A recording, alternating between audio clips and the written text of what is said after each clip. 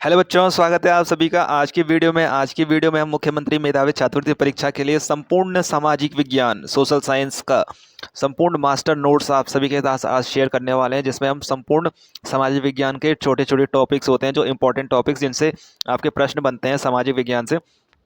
तो उनको आज हम डिस्कस करेंगे इस वीडियो में। वीडियो अगर थोड़ी सी लंबी होगी तो आप वीडियो को पूरी देखिएगा, वीडियो स्किप मत करिएगा। अगर कोई बच्चा अगर अभी वीडियो को स्किप करना चाहता है तो अभी जा सकता है वीडियो को छोड़ करके, लेकिन जो सीरियस बच्चा होगा वो जरूर पढ़ेगा और वीडियो को पूरी देखेगा, क्योंकि आपको जैसा कि पता है कि आपका जो एसएटी होता है, एसएटी में सामाजिक विज्ञान का 40% यानी 40% सवाल आपके सामाजिक विज्ञान से आते हैं। तो सामाजिक विज्ञान आपका एक महत्वपूर्ण टॉपिक बनता है। तो इस पर आज हम चर्चा करेंगे, इस पर हम महत्वपूर्ण टॉपिक्स को पढ़ेंगे, ठीक है, संपूर्ण नोट्स के साथ। आपको अच्छे अच्छे नोट्स प्रोवाइड हैं यहाँ पर आज, तो जैसे कि आप नोट्स देख सकते हैं। तो नोट्स के लिए आप मुझे कमेंट कर सकते हैं, कमेंट करिएगा तो आपको नोट्स मिल जाएंगे, ठीक है। तो आज की वीडियो में हम इन टॉपिक्स को समझने वाले हैं एक तरफा से, आराम आराम से। तो वीडियो में बने रहिएगा, वीडियो को स्किप मत करिएगा, और चैनल पर नए हो तो चैनल को सब्सक्राइब कर दीजिए, अपने दोस्तों के साथ शेयर कर दीजिए ताकि उन तक भी ये हेल्प पहुँच सके, ठीक है। सबसे पहले बात करें तो आज के वीडियो में हम पढ़ेंगे क्या क्या। तो आज की वीडियो में हम इतिहास, भूगोल, राजनीतिक विज्ञान, अर्थशास्त्र, इन चार बुक्स का आपका जो बुक्स होती हैं, इनके इंपॉर्टेंट टॉपिक्स को आज हम कंप्लीट करेंगे, ठीक है। पूरा ये सब टॉपिक्स आज आज की वीडियो में कंप्लीट हो जाएगा। तो वीडियो को इसके बिल्कुल ही मत कीजिएगा, वीडियो को पूरी देखिएगा। वीडियो पसंद आए तो वीडियो को लाइक करिएगा, कमेंट करिएगा और अपने दोस्तों तक भी शेयर करिएगा, ठीक है। चलिए शुरू करते हैं आज की वीडियो को। अपने फर्स्ट टॉपिक से स्टार्ट करते हैं। फर्स्ट टॉपिक से हम इतिहास से स्टार्ट करेंगे, हिस्ट्री से, हमारे अतीत से, ठीक है। चैप्टर 1 क्लास 8 का हमारे अतीत से, और टॉपिक है हमारा अध्याय फर्स्ट 1857 की क्रांति, ठीक है। तो 1857 की क्रांति एक महत्वपूर्ण टॉपिक है आपके सिलेबस में, क्वेश्चंस बन सकता है इससे।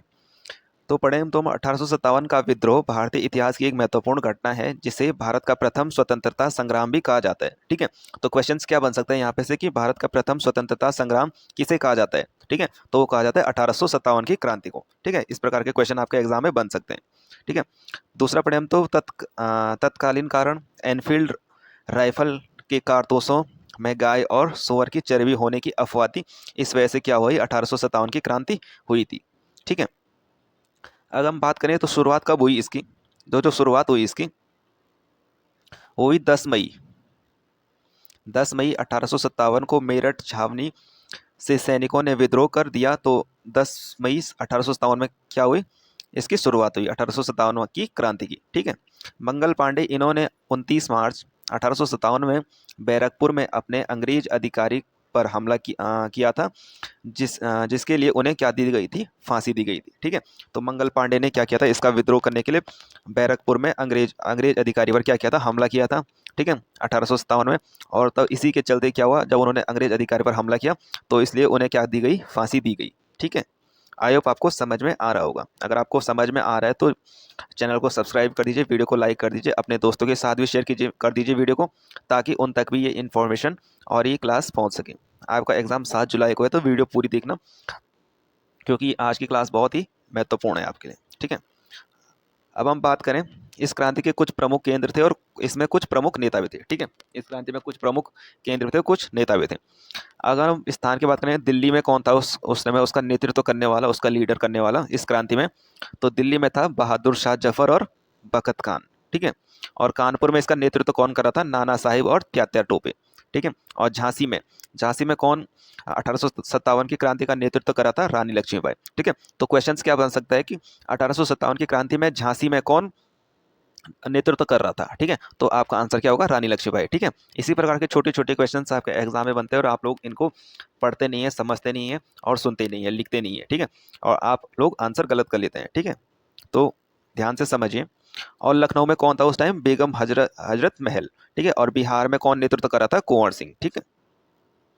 चलिए आगे बढ़े। अब दूसरा टॉपिक पढ़े हम तो राष्ट्रीय आंदोलन का संगठन 1870 से 1947। अब क्या हुआ कि भारतीयों के मन में अंग्रेजों के खिलाफ राष्ट्रवाद की भावना जगी और अनेक क्या हुए, आंदोलन हुए, ठीक है। तो सबसे पहले बार भारतीय राष्ट्रीय Congress, INC, Indian national Congress की स्थापना हुई 1845 में। तो क्वेश्चन बन सकता है कि भारतीय राष्ट्रीय कांग्रेस की स्थापना कब हुई, तो आपका उत्तर होगा 1885 में। ए ओ ह्यूम ने, ओ ह्यूम द्वारा क्या की, इसकी स्थापना की गई। और व्योमेश चंद्र बनर्जी क्या थे, इसके पहले अध्यक्ष थे। ठीक है, तो क्वेश्चन बन सकता है कि भारतीय राष्ट्रीय कांग्रेस के प्रथम अध्यक्ष कौन थे, तो वो थे व्योमेश चंद्र बनर्जी। ठीक है, आई होप आपको समझ में आ रहा होगा। बंगाल विभाजन कब हुआ, 1905 में। ठीक है, वायसरॉय लॉर्ड कर्जन ने बंगाल का विभाजन किया था। ठीक है, क्वेश्चन बन सकता है कि बंगाल विभाजन कब हुआ, 1905 में हुआ। किसने किया, वायसरॉय लॉर्ड कर्जन ने किया। और इसके विरोध में स्वदेशी आंदोलन चला। ठीक है, तो बंगाल विभाजन के विरोध में क्या किया, स्वदेशी आंदोलन भी छिड़ा। ठीक है, अब सबसे महत्वपूर्ण हम गांधी जी, महात्मा गांधी और उनके जन आंदोलन को पढ़ेंगे। ये इससे आपके एग्जाम में बहुत सारे क्वेश्चंस बनते हैं, तो आइए इसको देखते हैं अब। तो गांधी जी ने 1915 में दक्षिण अफ्रीका से भारत लौटे और अहिंसा के मार्ग पर चलते चलते कई बड़े आंदोलन भी किए। ठीक है, गांधी जी ने। तो चलिए अगर हम आगे देखें, तो रॉलेट एक्ट 1919 में इसे काला कानून कहा गया था, क्योंकि इसमें बिना मुकदमा चलाए किसी को भी जेल में डाला जा सकता था। ठीक है, तो क्वेश्चन बन सकता है कि रॉलेट एक्ट कब वो पारित हुआ, तो 1919 में। ठीक है, काला कानून किसे कहा जाता है, रॉलेट एक्ट को कहा जाता है।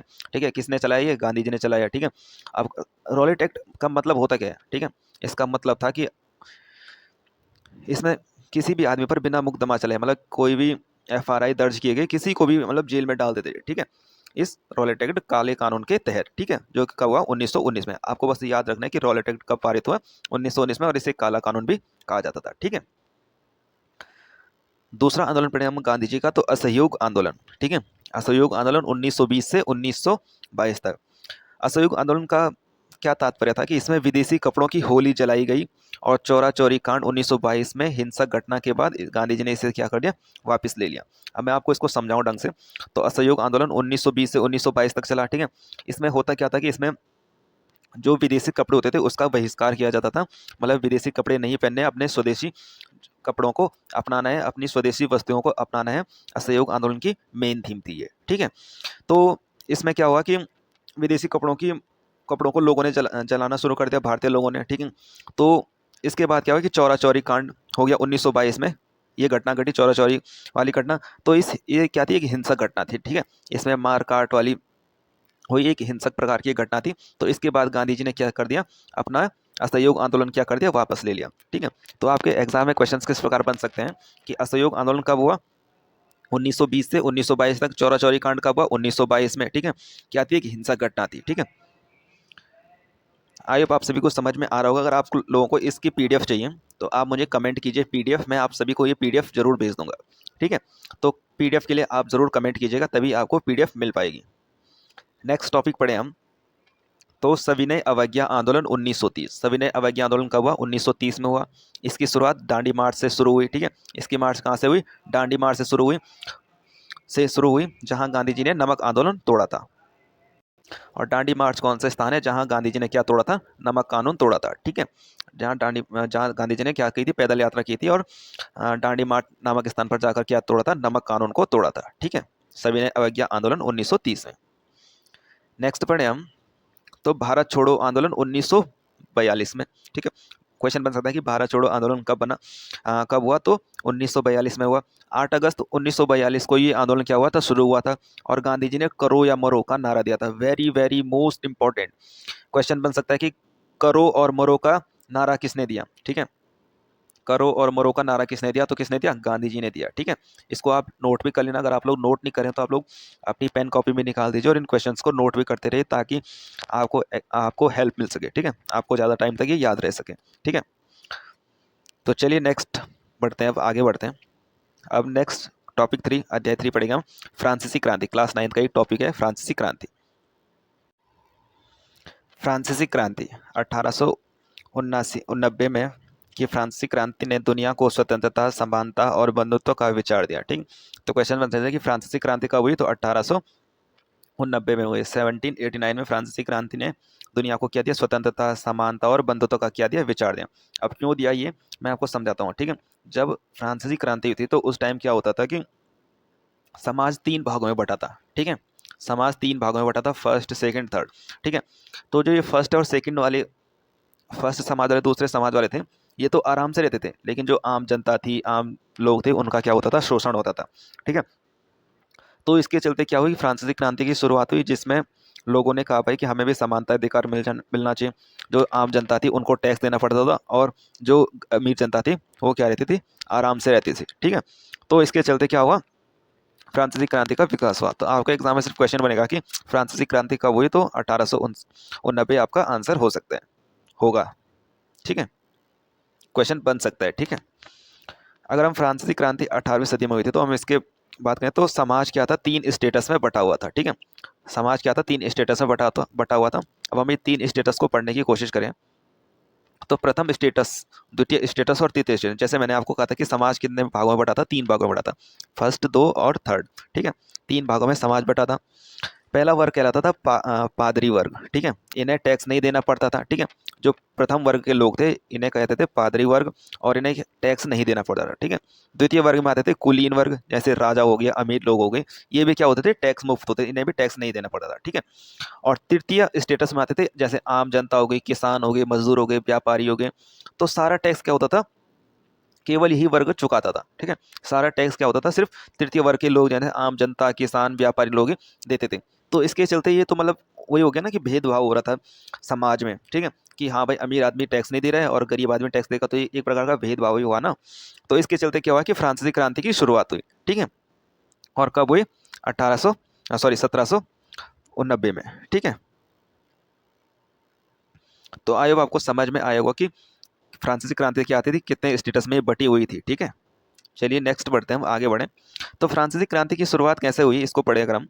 फ्रांसीसी क्रांति की शुरुआत तो 17 जुलाई 1789 को क्रुद्ध भीड़ ने बास्तिल के किले जेल पर हमला कर दिया और कैदियों को छुड़ा लिया। तो इस दिन को फ्रांस में राष्ट्रीय राष्ट्रीय दिवस के रूप में भी मनाया जाता है। ठीक है, किस दिन को, 17 जुलाई को। ठीक है, 14 जुलाई को क्या मनाया जाता है, फ्रांस में राष्ट्रीय दिवस के रूप में मनाया जाता था, क्योंकि उस दिन फ्रांस का राजा लुई एक्स वी आई था। ठीक है, तो उस टाइम फ्रांस का राजा कौन था, लुई एक्स वी आई। ठीक है, चलिए आगे बढ़े। अगर अगर आप लोगों को इन नोट्स की पीडीएफ चाहिए तो आप मुझे कमेंट कर सकते हैं। कमेंट में आप पीडीएफ लिखना, आप सभी को ये पीडीएफ जरूर मिल जाएगी। ठीक है, जो कि आपके एग्जाम से रिलेटेड बहुत ही महत्वपूर्ण है, आप इसको आराम से पढ़ सकते हैं अपने आप से भी। ठीक है, मैं आपको बस शॉर्ट फॉर्म में बस जल्दी जल्दी क्विक रिवीजन टाइप का समझा रहा हूँ। ठीक है, अब हम नेक्स्ट टॉपिक पढ़ें। अध्याय 4, यूरोप में समाजवाद एवं रूसी क्रांति।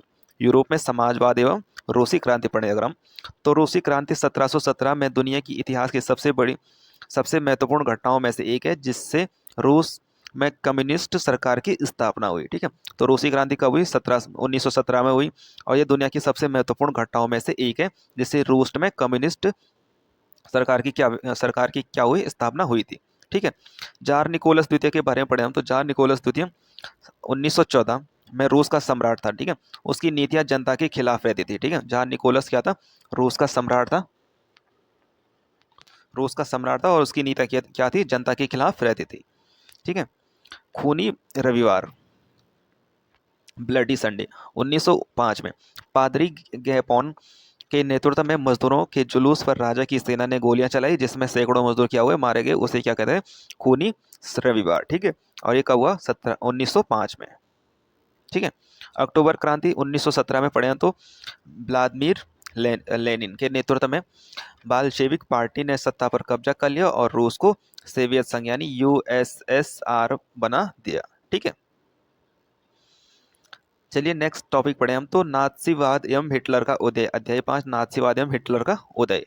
ठीक है, इसको पढ़े तो हम, जर्मनी में एडोल्फ हिटलर के नेतृत्व में नाजी जनता पार्टी का उदय हुआ। तो क्वेश्चन बनता है कि नाजी जनता पार्टी का उदय किसके उसमें हुआ, तो हिटलर के उसमें हुआ, और हिटलर कहाँ का था, जर्मनी का था। ठीक है, आई होप आपको समझ में आ रहा होगा। मैं आपको क्विक रिवीजन टाइप का करा रहा हूँ। वैसे आप लोगों ने क्लास 8th और 9th में आप लोगों ने पढ़ लिया होगा, और अभी आपको सिर्फ मुख्यमंत्री मेधावी छात्रवृत्ति परीक्षा के लिए सिर्फ एक क्विक रिवीजन टाइप का चल रहा है आपका। ठीक है, अगर आपको ये पीडीएफ चाहिए तो आप मुझे कमेंट कर सकते हैं, आपको पीडीएफ मिल जाएगी। अगर आपको कोई भी डाउट होता है तो आप कमेंट बॉक्स में पूछ सकते हैं। ठीक है, अब हम पढ़ें वायसराय की संधि। ठीक है, वायसराय की संधि पढ़े हम तो प्रथम विश्व युद्ध के बाद जर्मनी पर यह अपमानजनक संधि थोपी गई जिसने हिटलर के उदय का मार्ग क्या कर दिया, प्रशस्त किया। ठीक है, तो वर्साई की संधि प्रथम विश्व युद्ध के बाद हुई और जर्मनी में यह क्या थी, एक अपमानजनक संधि थी। ठीक है, अगर हम इसको देखें तो हिटलर ने जर्मनी में तानाशाही स्थापित की और यहूदियों का बड़े पैमाने पर नरसंहार किया। ठीक है, हिटलर ने क्या की, जर्मनी में क्या की, तानाशाही स्थापित की। ठीक है, और बड़े पैमाने पर क्या किया, उसका नरसंहार किया। ठीक है, उसने द्वितीय विश्व युद्ध 1939 से 1945 की शुरुआत की। ठीक है, 1945 से 1939 से 1945 तक क्या की, हिटलर ने क्या की, द्वितीय विश्व युद्ध की क्या की, शुरुआत की। ठीक है, अंततः 1945 में जर्मनी में वो क्या हो गया, हार गया और हिटलर ने क्या कर दी, आत्महत्या कर दी। ठीक है, तो द्वितीय विश्व युद्ध कब हुआ, 1939 से 1914 तक। ठीक है, ठीक है, चलिए आगे बढ़े। अगर हम अब हमारा नेक्स्ट टॉपिक आ गया है भूगोल से। ठीक है, अब हम भूगोल भूगोल को पढ़ेंगे, जियोग्राफी समकालीन भारत से हम पढ़ेंगे। ठीक है, अभी तक हमने क्विक रिवीजन हिस्ट्री का किया था और अब हम भूगोल जियोग्राफी समकालीन भारत पढ़ेंगे। ठीक है, अध्याय पहला पढ़ेंगे हम इसमें संसाधन। कक्षा 8 का टॉपिक है ये संसाधन, आपके एग्जाम से रिलेटेड बहुत ही महत्वपूर्ण टॉपिक है ये। ठीक है, तो संसाधन पढ़े तो प्रत्येक वस्तु जिसका उपयोग आवश्यकताओं को पूरा करने के लिए किया जा सकता है उसे क्या कहते हैं, संसाधन यानी रिसोर्सेज कहलाती है। ठीक है, जिसका उपयोग आवश्यकताओं को पूरा करने के लिए किया जाता है उसे क्या कहते हैं, हम संसाधन कहते हैं।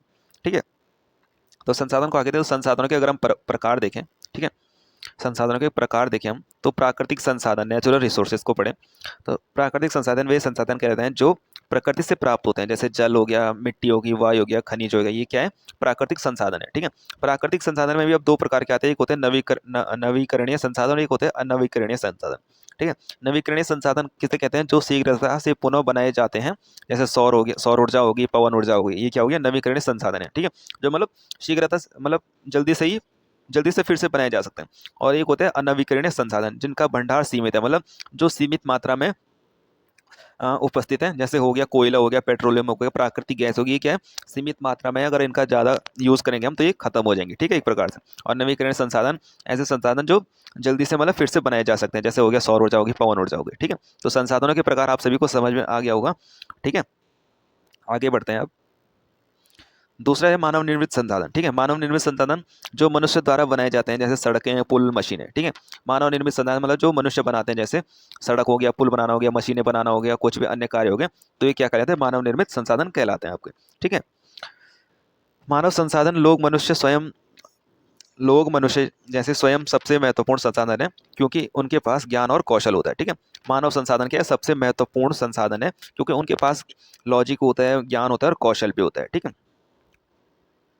आई होप आप सभी को समझ में आ रहा होगा। ठीक है, अब हम नेक्स्ट टॉपिक चैप्टर 2 एग्रीकल्चर, कृषि पर बात करेंगे हम। ठीक है, तो अब कृषि पर बात करें हम तो कृषि एक प्राथमिक क्रिया है।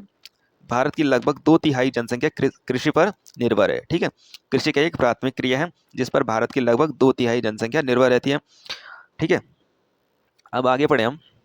ये बहुत ही इंपॉर्टेंट है, आपके एग्जाम में इससे क्वेश्चन बनते हैं।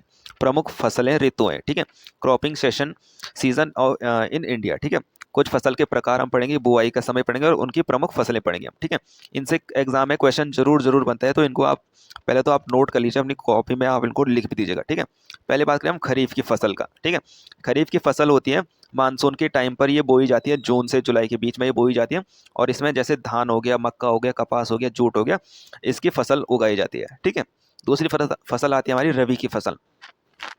ये सर्दियों के टाइम पर बोई जाती है, अक्टूबर से नवंबर के बीच में ये फसल बोई जाती है, रबी की फसल। इसमें जैसे गेहूं हो गया, चना हो गया, मटर हो गया, सरसों हो गया, इस प्रकार की फसलें उगाई जाती हैं।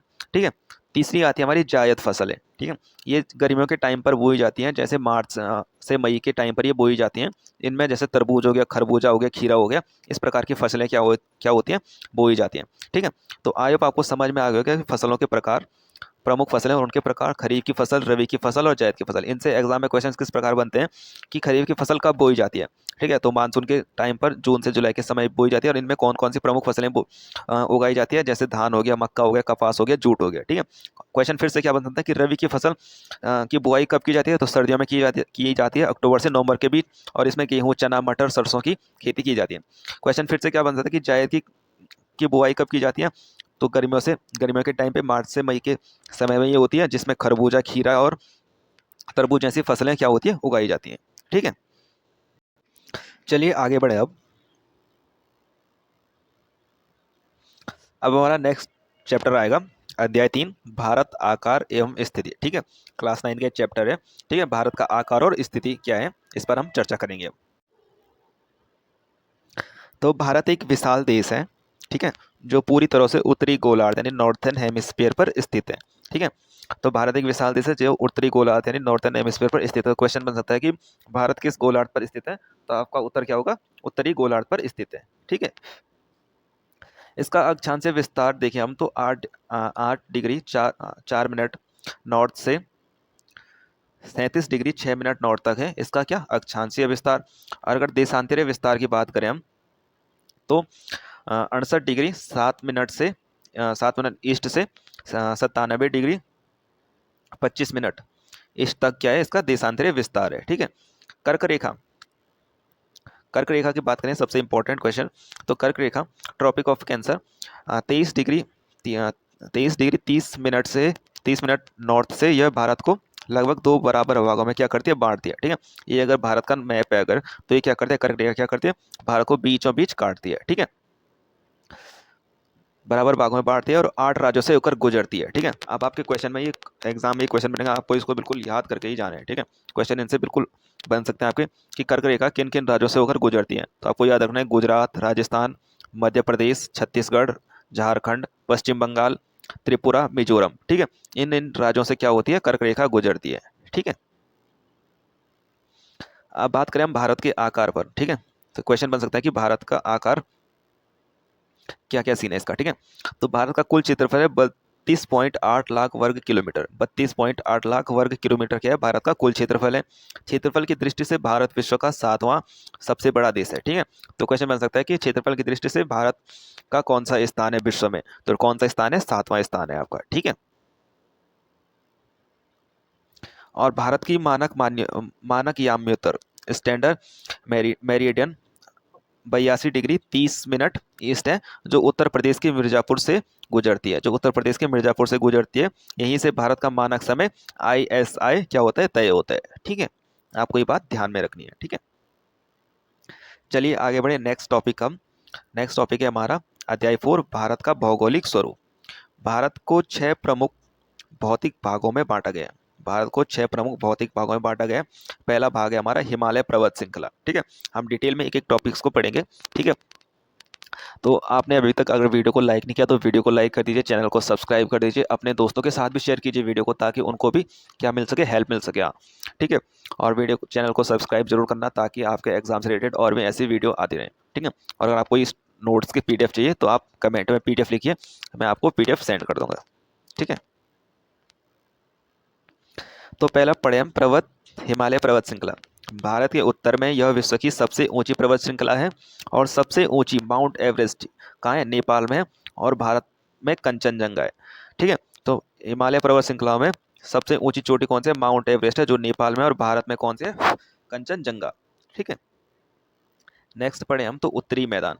यह सिंधु, गंगा और ब्रह्मपुत्र नदियों द्वारा लाई गई जलोढ़ मिट्टी से बना है। ठीक है, तो उत्तरी मैदान किन किन मिट्टियों से बना है, सिंधु गंगा ब्रह्मपुत्र नदियों द्वारा लाई गई जलोढ़ मिट्टी से बना है, और यह बहुत ही उपजाऊ भूमि है, जलोढ़ मिट्टी। ठीक है, तीसरा पढ़े हम प्रायद्वीपीय पठार। यह पुरानी क्रिस्टलीय और आग्नेय चट्टानों से बना है, जिसे दक्षिण भारत।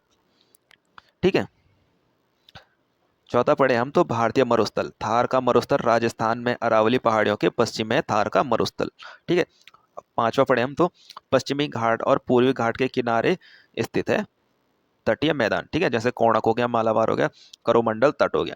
द्वीप समूह पढ़े तो लक्षद्वीप समूह अरब सागर में, अंडमान निकोबार बंगाल की खाड़ी में स्थित है। ठीक है, आई होप आपसे मेरे को समझ में आएगा कि भारत के प्रमुख भौतिक भागों में 6 भौतिक भागों में बांटा गया है। 6 भौतिक भाग, पहला भाग हो गया हिमालय पर्वत श्रृंखला, उत्तरी मैदान। ठीक है, प्रायद्वीपीय पठार और भारतीय मरुस्थल। ठीक है, और पांचवा हो गया तटीय मैदान, छठवां हो गया द्वीप समूह। ठीक है, अब हम नेक्स्ट पढ़ेंगे चैप्टर 5, अपवाह नदियां, डाइग्रेन। ठीक है, अपवाह नदियां पढ़ेंगे हम तो भारत की नदियों को 2 भागों में बांटा गया है। भारत की नदियों को क्या किया है, 2 भागों में बांटा गया। पहला पढ़े हम तो हिमालय की नदियां, ये बारहमासी होती हैं, ठीक है। बारहमासी मतलब जो पूरे साल भर जिनमें क्या रहता है, पानी रहता है। उदाहरण के लिए लेते हैं तो ब्रह्मा, सिंधु, ब्रह्मपुत्र क्या है, बारहमासी नदियां हैं और हिमालय की नदियां हैं। दूसरा पढ़े हम तो प्रायद्वीपीय नदियां। प्रायद्वीपीय नदियां किसे कहते हैं, ये मौसमी नदियां होती हैं जो वर्षा पर निर्भर रहती हैं, ठीक है। जैसे उदाहरण के लिए दे ले नर्मदा, ताप्ती, गोदावरी, कृष्णा, कावेरी, क्या है ये, क्या है, मौसमी नदियां हैं जो क्या रहती है, वर्षा पर निर्भर रहती हैं, ठीक है। गोदावरी नदी, गोदावरी नदी को दक्षिण गंगा भी कहा जाता है क्योंकि यह प्रायद्वीपीय भारत की सबसे लंबी नदी है, ठीक है। गोदावरी नदी को क्या कहता है, दक्षिणी गंगा भी कहा जाता है क्योंकि यह प्रायद्वीपीय भारत की सबसे लंबी नदी है। आपको एग्जाम में क्वेश्चन बन सकता है कि गोदावरी नदी को और किस नाम से जाना जाता है, तो दक्षिणी गंगा भी इसे कहा जाता है, ठीक है। चलिए अब हमारा जियोग्राफी हमारा कंप्लीट हो चुका है।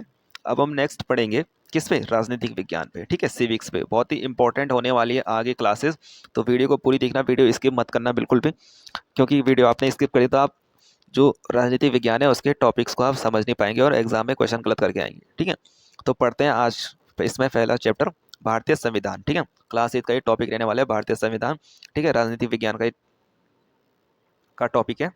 तो इसमें पढ़े हम तो संविधान नियमों और कानून का वह लिखित दस्तावेज जिसके अनुसार किसी देश का शासन चलाया जाता है उसे क्या कहते हैं हम, संविधान कहते हैं, ठीक है।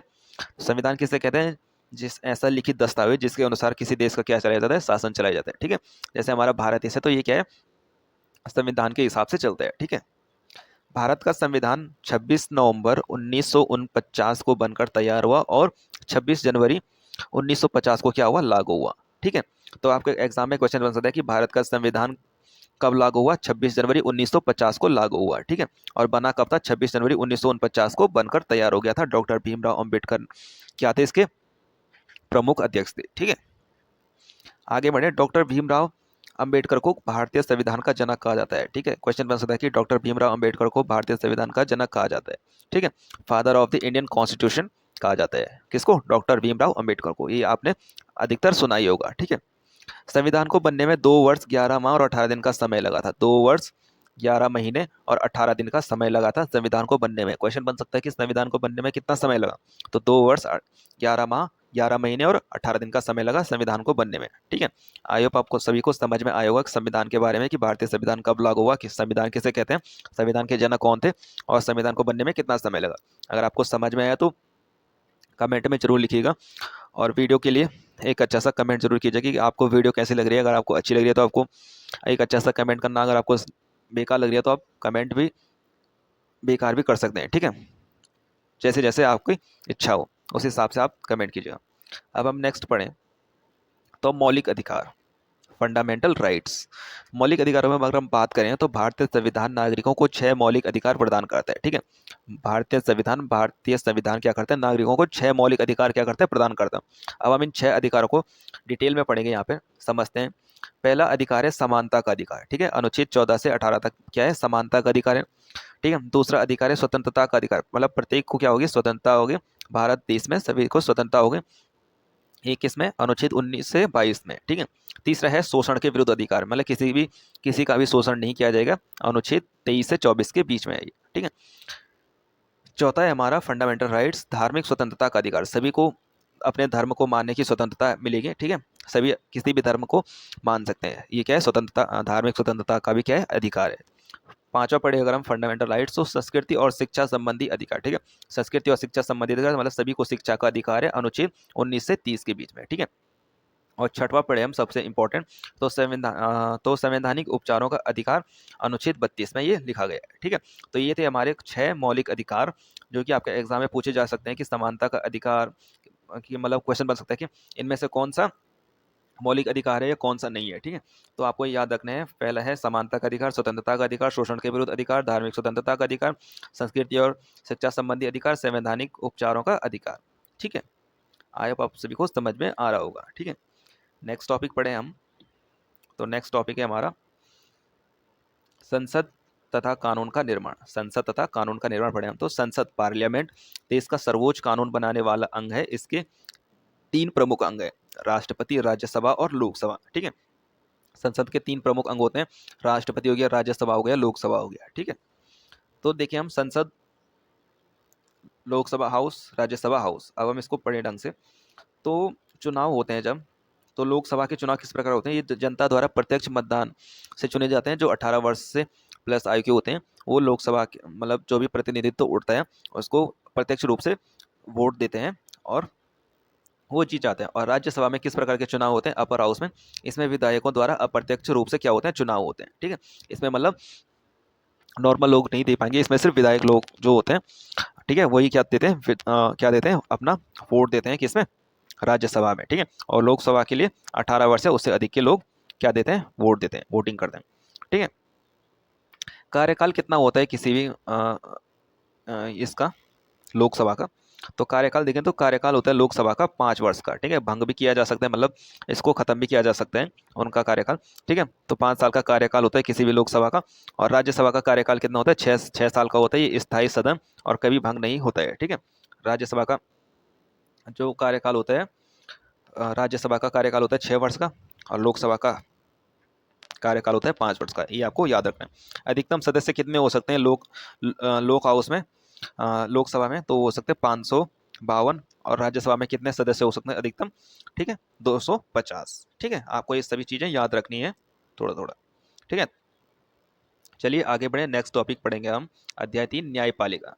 ठीक है, न्यायपालिका पढ़े हम। तो भारत में एकीकृत न्यायपालिका है, इसका पिरामिड इस प्रकार है। ठीक है, भारत में क्या है? एकीकृत न्यायपालिका और इसका पिरामिड कुछ इस प्रकार है। आगे पढ़ेंगे हम। तो भारतीय सर्वोच्च न्यायालय सुप्रीम कोर्ट देश की सबसे बड़ी अदालत नई दिल्ली में है। ठीक है, क्वेश्चन बन सकता है कि सर्वोच्च न्यायालय सुप्रीम कोर्ट कहाँ पर है? तो ये नई दिल्ली में है। ठीक है, उच्च न्यायालय हाई कोर्ट राज्यों के स्तर पर जैसे उत्तराखंड राज्य न्यायालय कहाँ है? नैनीताल में। ठीक है, तो मोस्ट इंपॉर्टेंट क्वेश्चन बन सकता है कि उत्तराखंड का हाई कोर्ट कहाँ पे है? तो उत्तराखंड का हाई कोर्ट कहाँ पे है? नैनीताल में स्थित है। अगर कोई बच्चा नैनीताल से वीडियो देख रहे हैं और वो यहाँ पर तक पहुँच गया है नैनीताल से, अगर वो वीडियो देख रहा है तो वो कमेंट में जरूर जरूर लिखिएगा नैनीताल। ठीक है, तो भारत का उच्च न्यायालय कहाँ है? नैनीताल में है। अगर कोई बच्चा नैनीताल से वीडियो देख रहा है तो उसको पता होगा, अगर उसने देखा है तो वो कमेंट जरूर कीजिएगा। ठीक है, और भारत का सर्वोच्च न्यायालय कहाँ है? नई दिल्ली में। ठीक है, और जिला न्यायालय जिले के स्तर पर होते हैं, ये हर डिस्ट्रिक्ट में होते हैं। ठीक है, जिला न्यायालय। अगर हम न्यायिक समीक्षा पर भी बात करें थोड़ा से, तो यदि संसद को कोई ऐसा कानून बनाती है जो संविधान का उल्लंघन करता है तो सर्वोच्च न्यायालय उसे रद्द कर सकता है। ठीक है, आगे बढ़े हम नेक्स्ट चैप्टर, नेक्स्ट टॉपिक, लोकतंत्र क्या, लोकतंत्र क्यों? ठीक है, लोकतंत्र क्या है और लोकतंत्र क्यों है? ठीक है, तो इस पर हम बात करते हैं आप।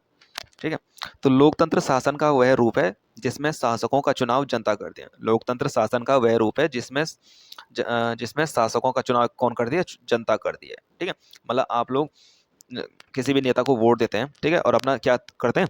अपना प्रतिनिधित्व चुनते हैं। ठीक है,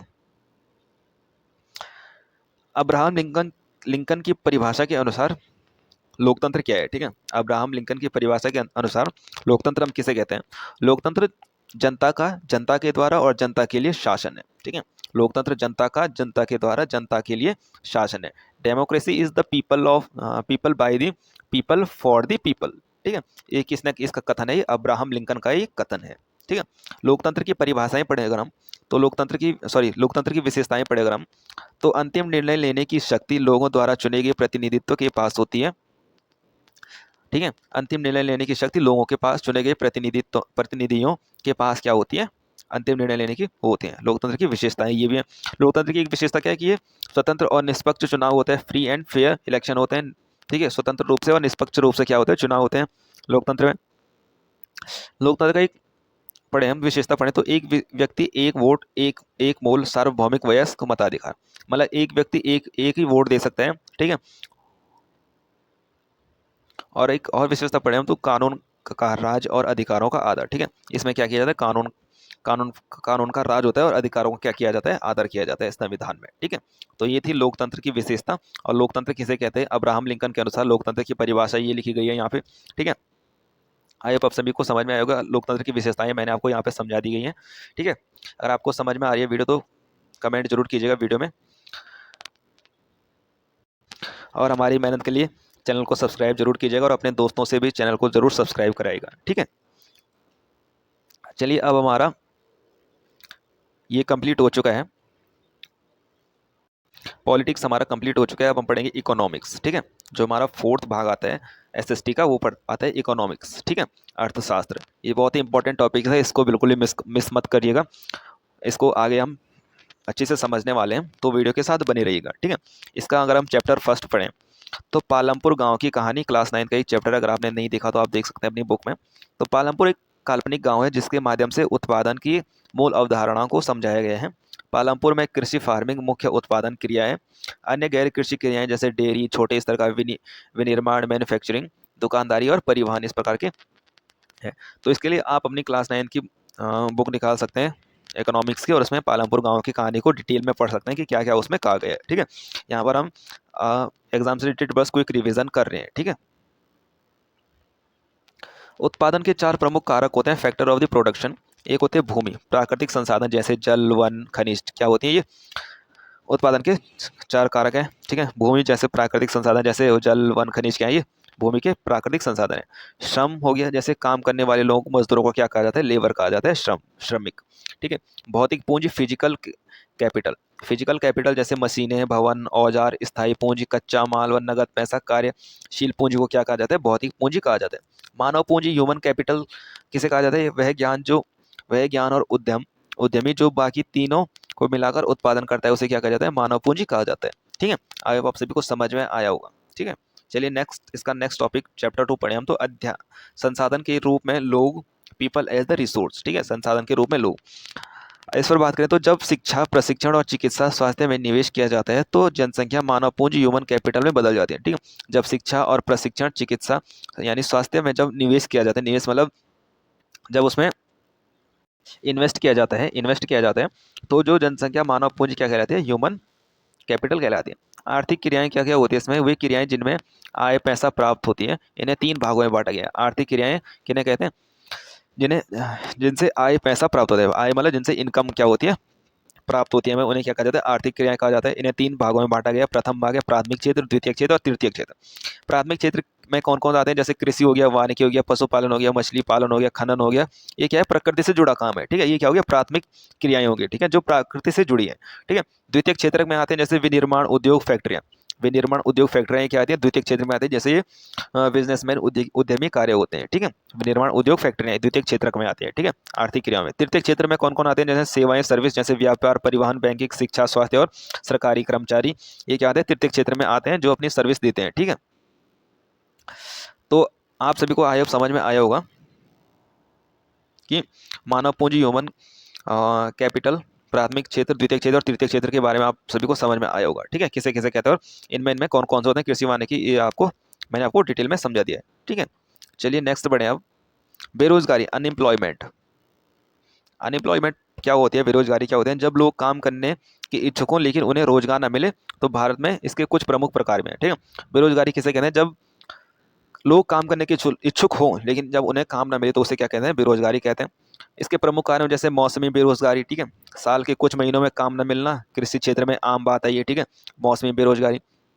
दूसरा आता है प्रच्छन्न बेरोजगारी, छिपी हुई, ठीक है, जहाँ लोग 3 लोगों की जरूरत है लेकिन वहाँ 5 लोग काम कर रहे हैं, जैसे कृषि क्षेत्र में, ठीक है। तो ये क्या कहलाती है, प्रच्छन्न बेरोजगारी, छिपी हुई क्या कहलाती है, बेरोजगारी कहलाती है। शिक्षित बेरोजगारी किसे कहते हैं, पढ़े लिखे युवाओं को नौकरी न मिलना शहरों में, जैसे, ठीक है, जैसे बहुत सारे पढ़े लिखे लोग हैं लेकिन उन्हें क्या नहीं मिले, नौकरी नहीं मिली, तो ये क्या है, शिक्षित बेरोजगारी है। तो ये हुए बेरोजगारी के 3 प्रकार, ठीक है, बेरोजगारी के 3 प्रकार में आपको समझा दिए, ठीक है। आप लोग इन्हें नोट भी कर रहे होंगे अपनी बुक्स में, अपनी कॉपी में आप इनको लिखिएगा ताकि आपको याद रहे, ठीक है। और आपको ये नोट्स मिल जाएंगे, अगर आपको नोट्स है तो आप कमेंट कीजिएगा जरूर, और अच्छे अच्छे कमेंट कीजिएगा, तभी आपको PDF मिलेगी, ठीक है। अध्याय 3 पढ़े हम, निर्धनता। निर्धनता मतलब होती है गरीबी, एक चुनौती, पोवर्टी, ठीक है। निर्धनता क्या होती है, निर्धनता वह स्थिति है जब व्यक्ति अपनी मूलभूत आवश्यकताओं, भोजन, कपड़े, मकान, शिक्षा, स्वास्थ्य को पूरा नहीं कर पाता, तो उसे क्या कहते हैं, निर्धनता, गरीबी कहते हैं, ठीक है। निर्धनता रेखा है, पॉवर्टी लाइन, यह आय या उपभोग का एक न्यूनतम स्तर है। क्या है, पॉवर्टी लाइन के एक आय उपयोग का एक न्यूनतम स्तर है। इसके नीचे रहने वाले लोगों को BPL यानी बिलो पॉवर्टी लाइन कहा जाता है, ठीक है। नेक्स्ट पढ़े कैलोरी आवश्यकता। भारत में ग्रामीण क्षेत्रों में 24,000 कैलोरी प्रति व्यक्ति प्रतिदिन और शहरी क्षेत्रों में 2100 कैलोरी प्रति गांवों में शारीरिक श्रम ज़्यादा होता है, ठीक है। अब गरीबी के कारण, निर्धनता के कारण अगर कुछ पढ़े हम तो ब्रिटिश औपनिवेशिक नीतियाँ, ठीक है। जनसंख्या वृद्धि हो रही है तो इसमें क्या होता है, गरीबी बढ़ रही है, जितनी जनसंख्या बढ़ेगी उतनी गरीबी आएगी। भूमि और संसाधनों का असमान वितरण, ठीक है। भूमि जो और जो संसाधन है उनका क्या हो रहा है, असमान इतर वितर वितरण कर रहे हैं लोग, तो इससे क्या होती है, गरीबी बढ़ रही है, ठीक है। आई होप आप सभी को समझ में आ रहा होगा। अब हम इसका चैप्टर 4 और टॉपिक पढ़ेंगे, भारत में खाद्य सुरक्षा, फूड सिक्योरिटी। भारत में खाद्य सुरक्षा और फूड सिक्योरिटी क्या होता है। खाद्य सुरक्षा का अर्थ है सभी लोगों के लिए हर समय पर्याप्त, सुरक्षित और पौष्टिक भोजन की उपलब्धता। इसके 3 आयाम है, ठीक है। खाद्य सुरक्षा क्या है, जब सभी लोगों को पर्याप्त समय पर, सही समय पर क्या मिले, सुरक्षित और पौष्टिक भोजन मिले, तो उसे क्या कहते हैं, हम खाद्य सुरक्षा कहते हैं, फूड सिक्योरिटी। और भारत में इसकी उपलब्धता कैसे होती है, इस पर हम बात करें तो इसकी अवेलेबिलिटी कैसे होती है, देश में भोजन का उत्पादन और आयात पर्याप्त हो, ठीक है। पहुंच कैसे हो इसकी, भोजन हर व्यक्ति की पहुंच के भीतर हो। सामर्थ्य, एफोर्डेबिलिटी, लोगों के पास भोजन खरीदने के लिए पर्याप्त धन हो, ठीक है। तो ये होता है भारत में खाद्य सुरक्षा और उपलब्धता कैसे होती है, पहुंच कैसे होती है, सामर्थ्य कैसी होती है, ठीक है। अब बहुत ही इंपॉर्टेंट, सरकार के क्या कदम उठाए गए हैं इसके लिए। बफर स्टॉक, सरकार FCI food corporation of India के माध्यम से किसानों से अनाज, गेहूं, चावल खरीद कर भंडार करती है, ठीक है। और सार्वजनिक वितरण प्रणाली, पीडीएस, राशनों की दुकानों के माध्यम से गरीब लोगों के को सस्ते दामों में क्या किया जाता है, अनाज बांटा जाता है। तो ये क्या है, सरकार के कुछ महत्वपूर्ण कदम है जो कि महत्वपूर्ण आपके एग्जाम में पूछे जा सकते हैं, ठीक है। तो चलिए आज की वीडियो यहीं पर समाप्त होती है। आई होप आप सभी को वीडियो समझ में आई होगी। अगर आपको वीडियो अच्छी लगी तो वीडियो में एक अच्छा सा कमेंट जरूर कीजिएगा। अगर आपको नोट्स चाहिए तो नोट्स के लिए आप कमेंट कीजिए, ठीक है। और वीडियो को लाइक कीजिए, ज़्यादा से ज़्यादा सब्सक्राइब कीजिए, चैनल को अपने दोस्तों के साथ भी शेयर कीजिए ताकि आपको उनको भी हेल्प मिल सके। और जैसा कि आपको पता है कि आपका एग्जाम 7 जुलाई को होने वाला है, तो उसके लिए आप सभी को शुभकामनाएं। लगातार पढ़ाई और कड़ी मेहनत ही आपकी सफलता का मूल मंत्र है, तो तैयारी करते रहिए और इन नोट्स को बार बार दोहराइए, ठीक है। ये नोट्स आपको मिल जाएंगे, इसके लिए आप कमेंट कीजिए और इन नोट्स को पढ़ते रहिएगा, इस वीडियो को भी देखते रहिएगा, ठीक है। तब तक के लिए धन्यवाद, मिलते हैं आपको नेक्स्ट वीडियो में।